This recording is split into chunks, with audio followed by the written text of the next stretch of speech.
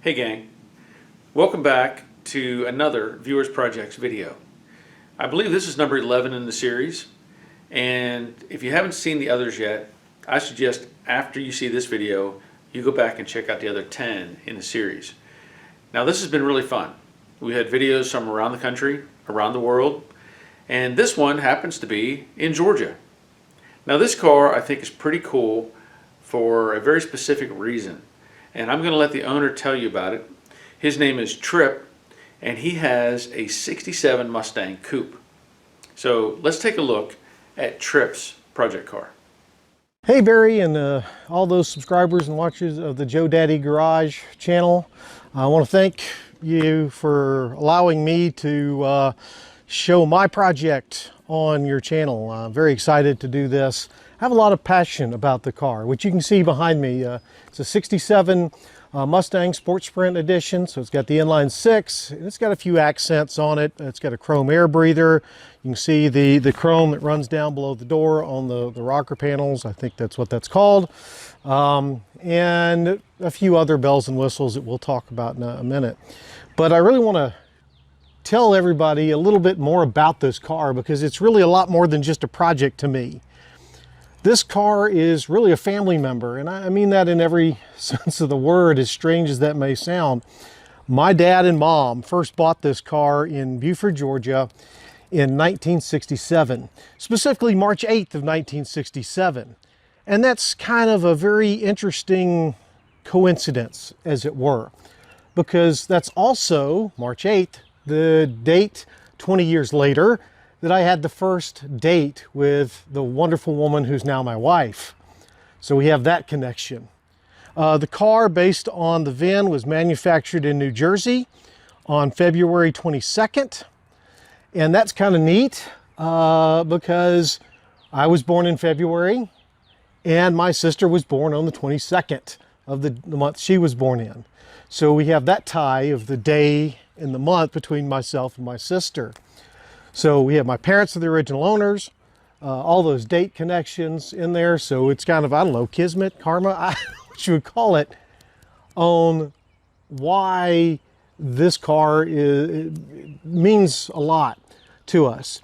But there's a lot more to it than even that. So yes, as my parents bought it new, I remember it as a little kid riding around in the back seat in those days before we had all the child safety seats and seat belt requirements and all those kind of things. And so, yeah, we didn't have any of that, right? But riding around the car, a lot of fond memories of that. One particular memory I remember back in the 70s when my dad was driving this car regularly to work.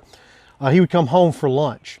I remember he came home for lunch, this was in the summer, ate lunch and went to go back to work, got in the car to head back to work. And all of a sudden, my mom and myself and my sister hear this big yowl. And he comes running into the house, pulling his pants down.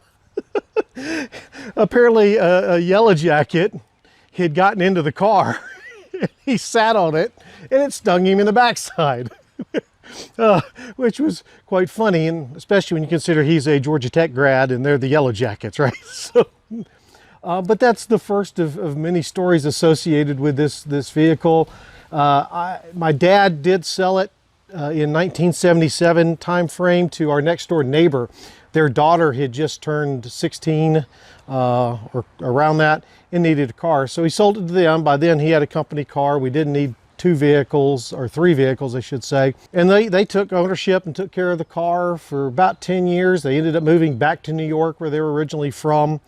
But in 1987, when I was of driving age at that point, their son came down to attend a wedding for one of his old high school friends.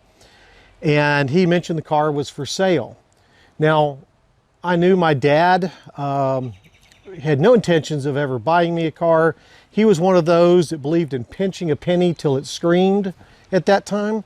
So if I ever wanted a car that I didn't have to buy myself, I knew this was probably the only opportunity. And so I talked him into contacting the neighbor that had bought the car, So he did. They worked out a deal. So he and I flew all the way up to New York that year. It was also the same year the Mets won the World Series, and we were actually up there when that happened, which was kind of cool. And then we drove the car all the way back, just the two of us, a nice little father-son road trip coming back from New York all the way back down here to the Atlanta, Georgia area. That's where I got my first taste of being a mechanic. Along the way, the battery died on us. Turned out the alternator was bad, so we had to replace that on the road. From there, it became my car. And like I said, that was the car I was driving when I was dating my wife. And so we had a lot of good memories, did a lot of crazy things. As a teen, I'm lucky to be alive. This car saved me many times from stupid.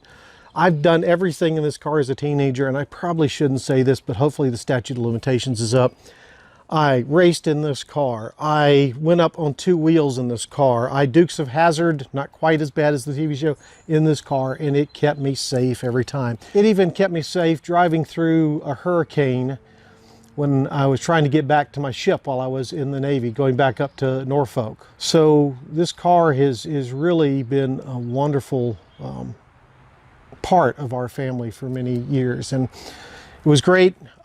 So now to kind of catch you up to more recent times with it, the car sat in my dad's garage for 22 years. We parked it in 97, I guess that's right, 97. There, we didn't need it. It was an extra car, so we just pulled it into his garage. And it sat there for 22 years. And then a year ago, I was watching some videos on YouTube from various channels about guys going out into fields and barns and whatnot and starting these cars that had been sitting for a while. And I just watched them do it and said, you know, I got this Mustang sitting in my dad's garage. It's been in a protected environment. Now I say garage, it didn't have a full garage door. It was only enclosed on three sides, but still better than a field, right? So I bet I can do that. You know, it's a 1960s car. How hard can it be? The technology's not too bad. I think I can handle it. And so I went out there after watching a bunch of these first start videos, seeing things you should do and all that. And yeah, a year ago, I got her started for the first time. And like our buddy Andrew on the Grease Rookie, I'm a novice. I don't know much about mechanics. I'm a computer guy by trade. I do GIS, or Geographic Information Systems. That's what I do for a living. So going out and tinkering on a car is well outside my wheelhouse. But I think in the year since I've got her started, I've been able to do a lot to her. And so, Barry, I've sent you some pictures about what it looked like when I first got started and where she is now. So if you want to go ahead and insert a little montage right here, I'll do a little pause in the video, and then we'll do a walk around and see what she looks like now. So we got her running. She's purring pretty good. Maybe she might be missing a cylinder or something in there, but she's running. I'm not hearing any rod noise, and we got engine pressure. I checked the gauges, so we're doing good there. We got a new fuel filter. So there she is after over 18 years. I think it's closer to 20. She's just running. You just can't kill these old inline sixes. Okay, so now I'm going to go ahead and let's talk about some of the things that we've done and things we still have to do. Barry, I think folks like that. So we'll start under the hood because this is where I've been focusing most of my efforts. So as you can tell, hopefully from the pictures, we've done a lot. Did put in a new master cylinder and all new brake lines. Both hard and soft lines have been replaced. Brand new fuel pump and all new fuel lines completely throughout the system. Do have a new distributor cap, new plug wires, plugs, all that good stuff. Of course, now I should say this engine was rebuilt back in 1987. So it was pretty good. It was a short block there. So replaced in the distributor here, that with a Petronix electronic ignition system to get rid of points, because when I first was trying to get the car going and walked into the auto parts store and asked them for points for a car, they didn't know what the heck I was talking about. Okay, good thing I paused. I live right next to a fire station and it went off. Let's see what else you can do. I can tell I've cleaned and painted the valve cover. I replaced the valve cover gasket because, again, I did have the head rebuilt. I went because the exhaust was completely shot on the car. So I was trying to put a new exhaust manifold on, and in getting the old one off, well, several bolts broke off in the head, and so it was just better to take it to a machine shop to get it taken care of. So they completely rebuilt the head, hardened the seals, replaced the valve stem guides, resurfaced the whole thing, all that. I did paint the exhaust manifold, the new one, and you can see the paint's not doing too well. What else have I done? Oh, yep, new solenoid, because it was, well, after I rebuilt or put the head and all that back on, the original solenoid that was in here was not working properly, so had to do that. And of course, new fan belt, all new hoses in here, did all that kind of stuff. Cleaned up the battery tray. It wasn't rusted. I'd replaced the battery tray, and the apron got replaced in the 80s here by a buddy of my dad's who cut the old one out and just pop riveted the new one in.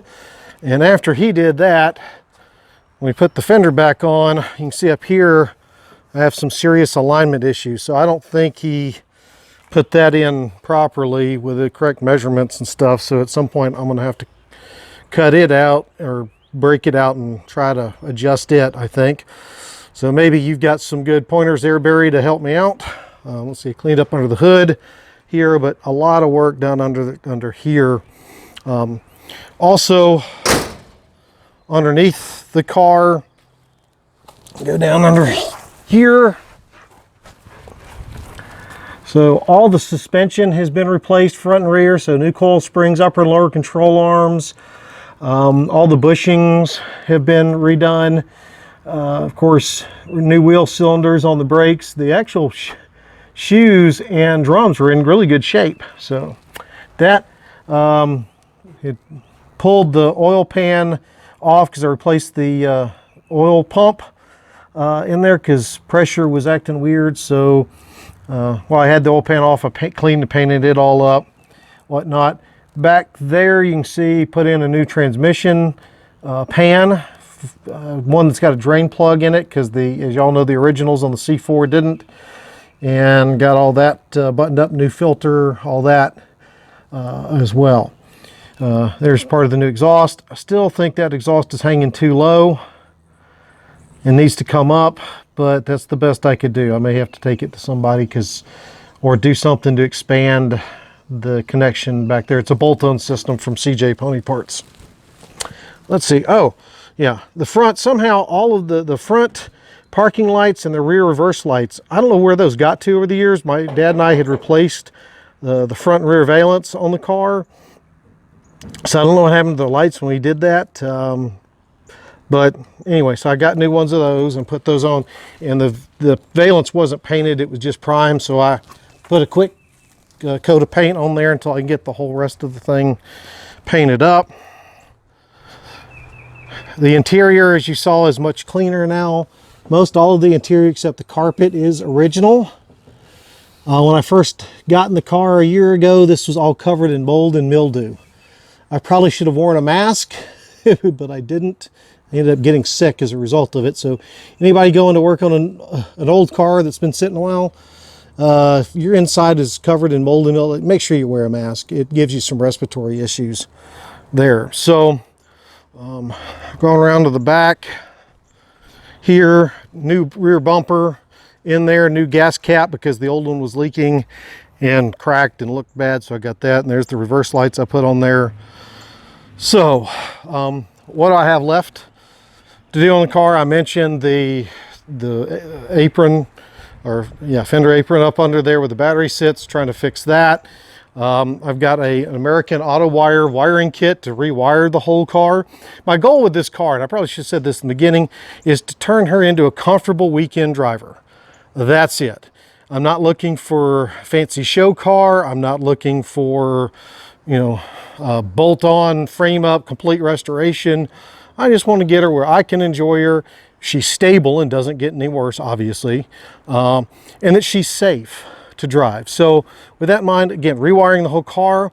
At some point I'd like to put in the Borgeson power steering because it's all manual steering now, and disc brakes on the front, a power disc brake kit. I actually already have a power brake booster to install. I haven't done that yet. And then really the rest of it's going around and fixing the worst of the body underneath.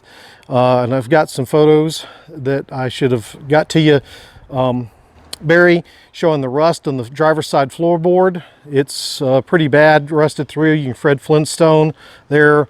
I think it's sometime in the 90s I put in, or late 80s, I put in some license plates underneath to hold it up. But we got to do that. I've got the new floor pan. I've never welded, so I'm gonna have to teach myself how to weld. So with that, we're gonna go and take her for a drive, just so you can ride in her and see what it's like, and we'll go from there.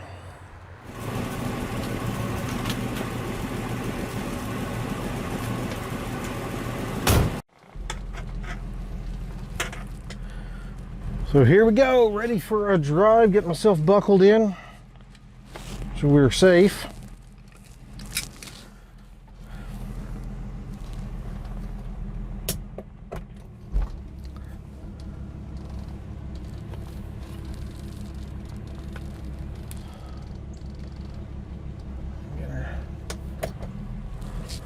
Ooh.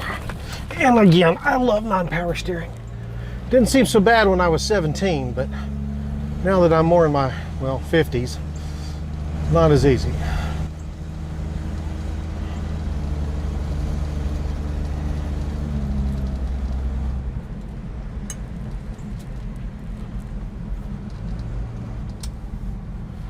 I can't tell you how much fun it is to be back in this car, riding in her.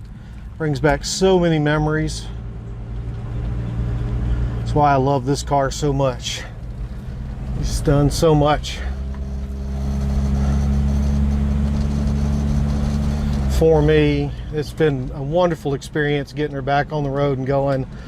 I'm very excited that my mom, who sadly departed us last year,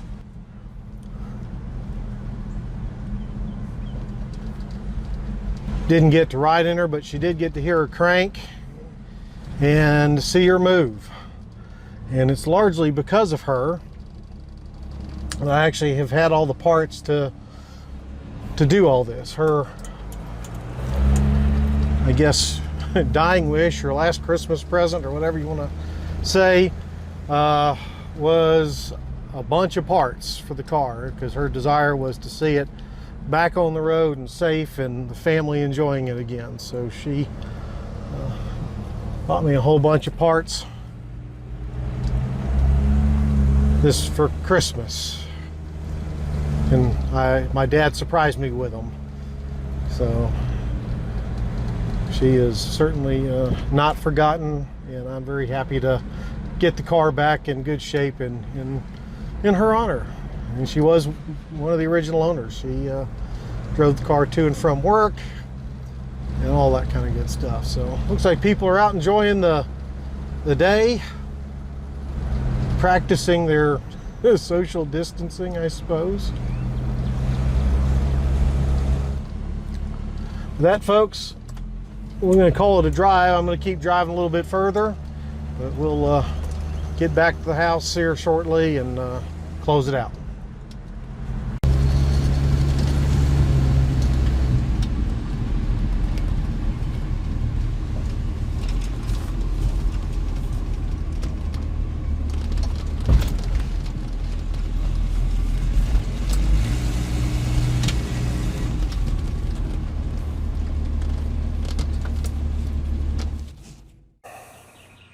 So Barry, there's my project. I appreciate you letting me share it with you and your subscribers and watchers on your channel.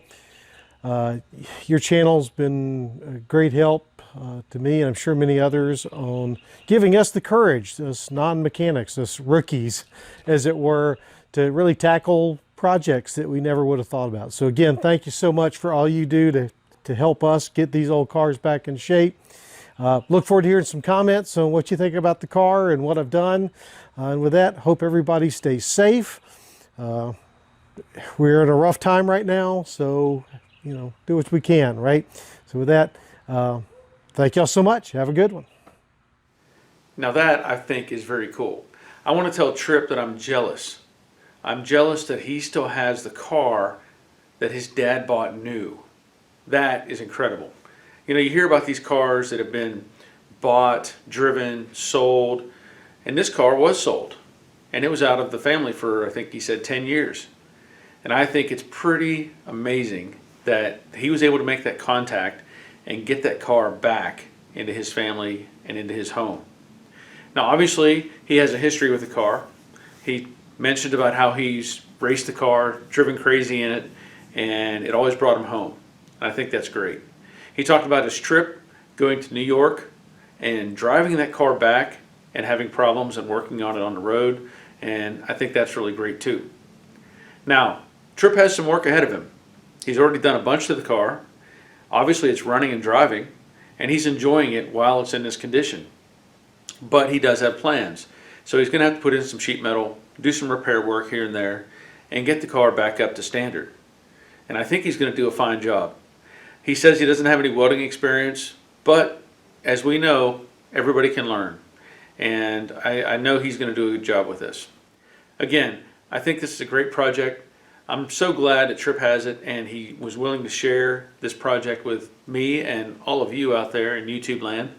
So if you're interested in being part of this and you want to have your car shown on this channel as one of the viewers' projects, by all means contact me. Send me an email, joedaddysgarage@gmail.com, and we'll get together and see if we can't, work out the logistics of getting a video put together.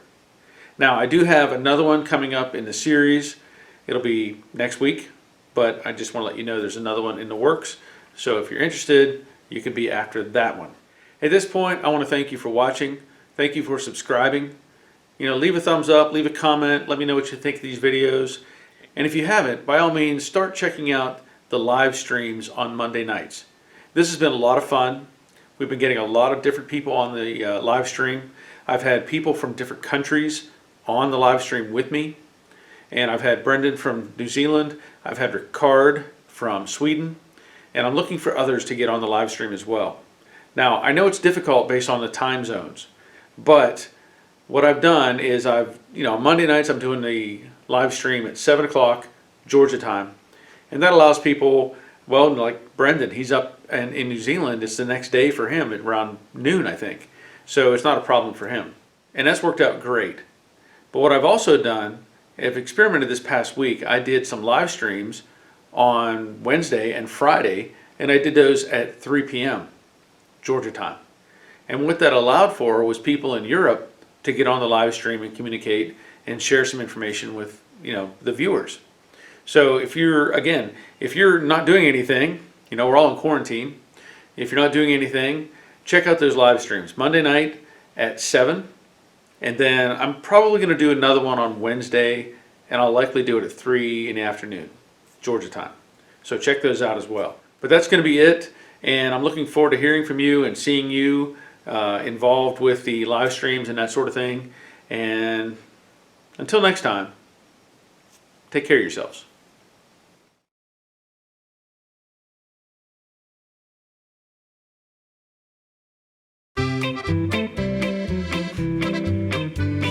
Do like Andrew. I'm going to show you how. I think Andrew does that. Grease rookie. Well, like a car show at somebody's home shop, really, and let them tell you about the car. I think it's... Now, this has been really fun. I've gotten a lot of submissions. And of course, the first one was Andrew with the Grease Rookie and his 66 Mustang. 65. No. And with that said, there's a...